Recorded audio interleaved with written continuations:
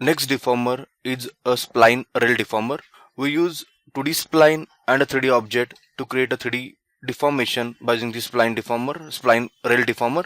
I just create one cube over here with a size of y around 50 centimeter and the segment of xyz around 20. I apply the spline rail deformer on this cube. I just drag this spline rail deformer on the cube, and here I add this spline what I created by using a different view inside this spline rail left option. This spline left option, I just drag this spline from here to here and you can see it's deformed that cube according to the spline modifier or spline option. Anytime you can go back to spline, you hide this spline rail and you modify this spline like this and just on this spline rail, and you can see the difference inside this object. For a better result, you can add more spline, for a spline for a right side, a spline for a top, and a spline for a bottom, and you get better result from this spine rail deformer. Next one is spline wrap deformer. For that we have to create one spline and one 3D object, and then after we can deform that 3D object on a spline. For the reason, I just create a torus. I change the orientation of that torus on a Z plus. I can change the segment of the torus for better result, and then after I create a spline like n side, and I change the radius of that n side to see it very clearly.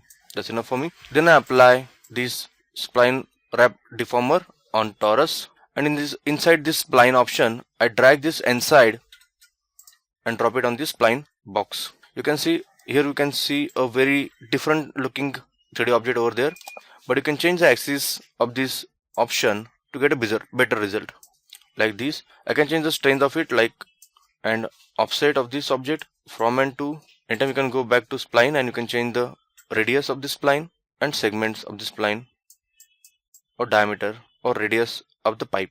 I go back to spline wrap option and change the offset of it like this, or from and to option to cover entire spline strength. These options are available with the spine wrap option. Next one is camera deformer.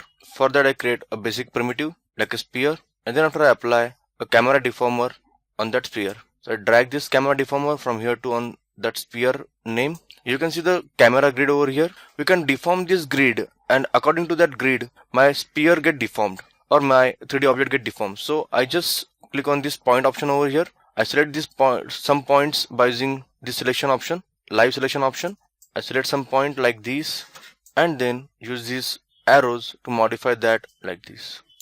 Now whenever you can see there's some deformation on that sphere, but when I change the angle of my view or angle of my camera, you can see more deformation on that object. So whenever any object come on that grid or particularly deformed part of that grid, it is get deformed. So it's a very unique or different kind of deformer available inside Cinema 4D. You can deform lots of objects. You can create very nice effect by using this unique deformer called camera deformer. Next deformer is collision deformer. For that I first create a plane. I increase the segment of it around 50-50 on the width and height segments. Then after I create sphere, then I apply this collision deformer on this plane. I just drag this collision and drop it on the plane. Inside collision option, for the collider object, you have to drag this sphere as my collider object, and I just simply drag and drop inside this collider option box. You can see instantly start reacting with just that plane. For better result or for different result, I can change the solver option. Like inside, you can see it's create some bulgy effect over here, or inside stretch. For that I on this shading option, lines option, outside volume, or intersect like this. I click on this inside option. I select this sphere and I move it. You can see the plane is deforming with that sphere. For a better option or for better result, I can modify this advanced properties. First thing, I can go with the stretch. I can change the stretch of it. You can see it's changing its shape. Or relax option for some smoothness. You can change the stiffness option like this, or structure option like this for deformation of that polygons, and flexibility for better result. This size and steps actually add some smoothness on deformation like this. I can animate this sphere like this to create some effect. It's something like something going behind the curtain or something like that. That kind of effect you create by using this collision option. It's very nice effect to deform any plane or creating a cloth effect. Next deformer is displacer deformer. I first create a cube over here with some extra segment around 50 in all axis. You can see it's a little bit dense object over here. I can add a displacer option over here and drag the displacer from here to cube. Inside the displacer option, you can see there's an option called shading. We can apply any black and white object or texture, animated texture, or any colorful texture with some color variation to create a deformation or displacement of this object. So I can go over here inside the shader. They provide lots and lots of options over there, but I go with the noise first. I click on this noise option and you can see this object deform like that noise pattern. I can double click on this noise pattern to modify this noise. I double click it. You can see it's a black and white effect. You can change the contrast and other effects like colors or cycles or different things. You can see like this. If you want to animate that, I just change the animation speed. Before that, I can check of this shader. I right click on it and say animate, so I can see this animating over here. Then after I can play this play option to see the animation on my object. This way you can modify or deform any surface by using this displacer option. It's very nice one to create a water kind of shape or wavy shape. I go back to displacer. I can add another shader on it. I can go with the gradient one. Here you can see the black and white effect. Okay, I double click on it. Inside this gradient option, I can add more stops. Just double click on it and choose another color. I will go with the black and white only. So add white over here. You can see it's displacing that cube. I double click on it to change it on black like this.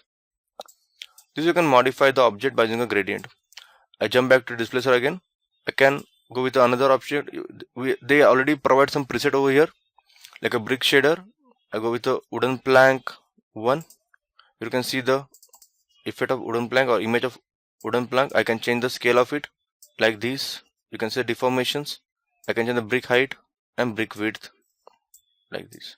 I can change the shift or reset some round columns. This you can modify the effect. I can go with the color option. I change the color like in another stuff. I can add another color for small changes on this displacer option. Go back to displacer, and this way you can modify the displacer by using different shader and create a great effect by using this displacer option. You can save your own preset for future use. You can add some effects like a backlight, distorter, fall off, lumas. These are very nice effects to modify your object. Like I click on this fire and you can see it's look like a fire. I can click over here on surface. I can go with a rust, so you can see the small rusty effect over there, or you can go with a marble type of thing, but you have to change the lots of parameter of this marble to get better displacement like this.